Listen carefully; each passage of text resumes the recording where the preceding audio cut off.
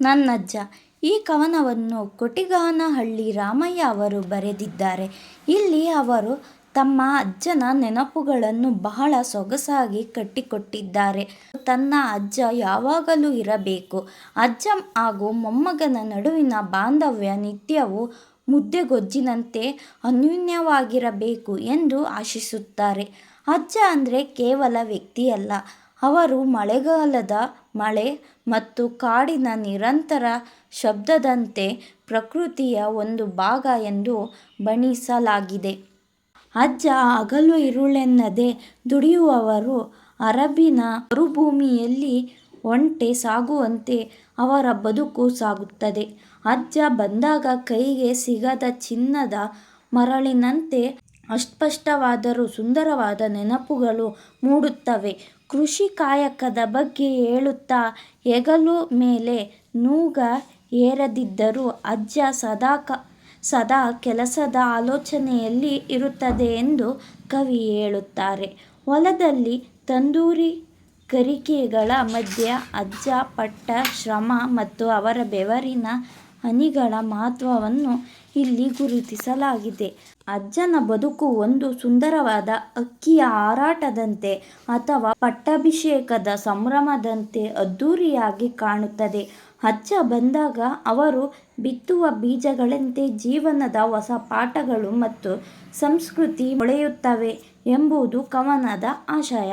ತನ್ನ ತಾತನನ್ನು ಪ್ರಕೃತಿಯ ಒಂದು ಅವಿಭಾಜ್ಯ ಅಂಗವಾಗಿ ಮಳೆ ಮತ್ತು ಶಬ್ದಗಳ ರೂಪದಲ್ಲಿ ನೆನೆಯುತ್ತಾರೆ. ತಾತ ಕಣ್ಣಿಗೆ ಕಾಣಿಸದಿದ್ದರೂ ಅವರ ಇರುವಿಕೆಯು ಮಳೆಯ ಹನಿಗಳಂತೆ ನಿರಂತರವಾಗಿ ಇರುತ್ತದೆ.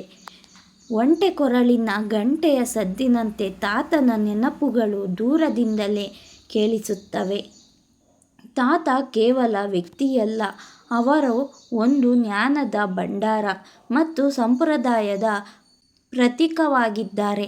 ನೋಡಿಯೋ ನೋಡದಂತೆ, ಕೇಳಿಯೋ ಕೇಳದಂತೆ ತಾತನ ಪ್ರಭಾವವು ಮೊಮ್ಮಗನ ಮೇಲೆ ಸದಾ ಇರುತ್ತದೆ. ಕವಿತೆಯಲ್ಲಿ ಹಗಲಿರುಳೆನ್ನದೆ ಸುರಿಯುವ ಮಳೆಯ ಮೂಲಕ ಕಾಲದ ಗತಿಯನ್ನು ಮತ್ತು ತಾತನ ನಿರಂತರತೆಯನ್ನು ಸೂಚಿಸುತ್ತದೆ. ಬದುಕಿನ ಮರುಭೂಮಿಯಲ್ಲಿ ತಾತನ ನೆನಪುಗಳು ಒಂದು ಮಾರ್ಗದರ್ಶಿಯಂತೆ ಕೆಲಸ ಮಾಡುತ್ತವೆ. ಕೃಷಿ ಸಂಸ್ಕೃತಿಯ ಹಿನ್ನೆಲೆಯಲ್ಲಿ ತಾತನ ಶ್ರಮ ಮತ್ತು ಅವರ ಜೀವನ ಶೈಲಿಯನ್ನು ಇಲ್ಲಿ ನೆನಪಿಸಿಕೊಳ್ಳಲಾಗಿದೆ. ಅಜ್ಜ ಭೂಮಿಯಲ್ಲಿ ಕಣ್ಣೀರು ಮತ್ತು ಕಷ್ಟಪಟ್ಟು ದುಡಿದು ಅಕ್ಷರಾಂಶ ಚಿನ್ನದಂತಹ ಬೆಳೆಯನ್ನು ತೆಗೆಯುತ್ತಿದ್ದರು.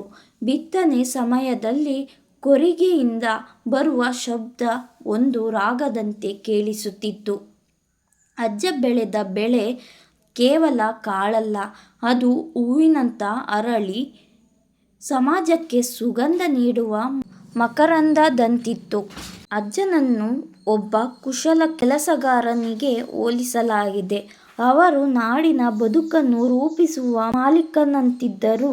ಊರಿನ ಬೀದಿಗಳನ್ನು ಸ್ವಚ್ಛಗೊಳಿಸಿ, ಕಸವನ್ನು ಗುಡಿಸಿ, ಕಲ್ಯಾಣದ ಹಾದಿಯನ್ನು ಸುಗಮಗೊಳಿಸುತ್ತಿದ್ದರು. ಅಜ್ಜ ಸಾವು ನೋವುಗಳನ್ನು ಸಮಾನವಾಗಿ ಸ್ವೀಕರಿಸಿ ಜೀವನದ ಕಟು ಸತ್ಯಗಳನ್ನು ಎದುರಿಸುತ್ತಿದ್ದರು. ಅಜ್ಜ ಕಾಡಿನ ಕಟುಕನಂತೆ ಕಂಡರೂ ಅವರ ಹೃದಯ ಕುಸುಮದಂತೆ ಕೋಮಲವಾಗಿತ್ತು. ಕಾಯಕವೇ ಕೈಲಾಸವೆಂದು ನಂಬಿದ್ದ ಶ್ರಮಜೀವಿಗಳ ಬದುಕಿನ ವಿವಿಧ ಮುಖಗಳನ್ನು ಪರಿಚಯಿಸುತ್ತದೆ.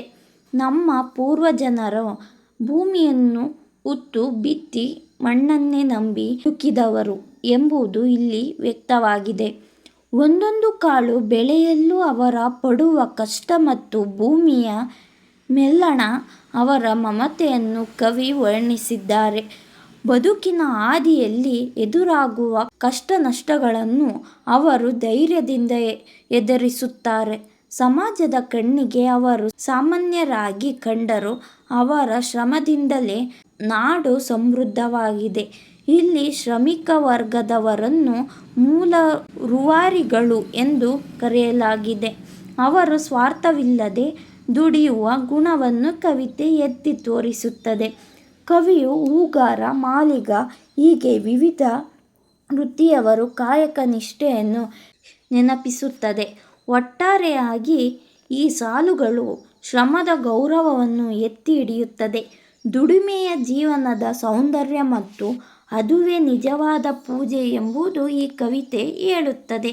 ತಮ್ಮ ಅಜ್ಜನನ್ನು ಜ್ಞಾನದ ಮತ್ತು ಅನುಭವದ ಸಾಕಾರ ರೂಪವಾಗಿ ಅಜ್ಜ ಅಪ್ಪಟ ಮಾಂಸದ ತಜ್ಞರಾಗಿದ್ದು ಗೋವು ಮತ್ತು ಕೋಣದ ವ್ಯತ್ಯಾಸಗಳನ್ನು ಬಲ್ಲವರಾಗಿದ್ದಾರೆ. ಅವರ ಹೆಜ್ಜೆ ಗುರುತುಗಳು ಇನ್ನೂ ಜೀವಂತವಾಗಿದ್ದು ಅವರ ನೆನಪುಗಳು ಮರೆಯಾಗಿಲ್ಲ. ಅಜ್ಜನ ಬೆನ್ನು ಮೂಳೆಯ ಮೇಲೆ ಹೊತ್ತ ಜವಾಬ್ದಾರಿ ಮತ್ತು ಶ್ರಮದ ಗುರುತುಗಳು ಅಚ್ಚೆಯಂತಿವೆ. ಅವರು ಆಕಾಶದ ಅಂಗದಂತೆ ಮತ್ತು ಬ್ರಹ್ಮಾಂಡದ ಲೀಲೆಯನ್ನು ತಮ್ಮ ಬದುಕಿನಲ್ಲೇ ಕಂಡವರು. ಬುದ್ಧ, ಮಹಮ್ಮದ ಮತ್ತು ಸಿದ್ಧಾರ್ಥರಂತಹ ಮಹಾನ್ ವ್ಯಕ್ತಿಗಳ ತತ್ವಗಳು ಅವರ ಬದುಕಿನಲ್ಲಿ ಹಸುವಂಗಾಗಿವೆ. ಅಜ್ಜನ ಹೆಜ್ಜೆಗಳಲ್ಲಿ ಪ್ರೀತಿ, ಕರುಣೆ, ಮಮತೆ ಹಾಲಿನಂತಹ ಶುದ್ಧಿಯಂತಿದೆ. ಜಗತ್ತಿನ ವಿವಿಧ ಸಂಸ್ಕೃತಿಗಳು ಮತ್ತು ಐತಿಹಾಸಿಕ ಹಾದಿಗಳು ಅವರ ಅನುಭವದ ಭಾಗವಾಗಿವೆ. ಅಜ್ಜನ ನಡಿಗೆ ಮೃದು ಮತ್ತು ಮಧುರವಾಗಿದ್ದು ಅದು ಪ್ರೇಮ ಕಾವ್ಯದಂತೆ ಸುಂದರವಾಗಿದೆ. ಅಜ್ಜನ ಬದುಕು ಒಂದು ಸುಗಂಧಭರಿತ ಗುಲಾಬಿ ಮತ್ತು ನಾದಮಯ ಸಿತಾರಿನ ಸಂಗೀತದಂತೆ ಅನುರಣಿಸುತ್ತಿದೆ.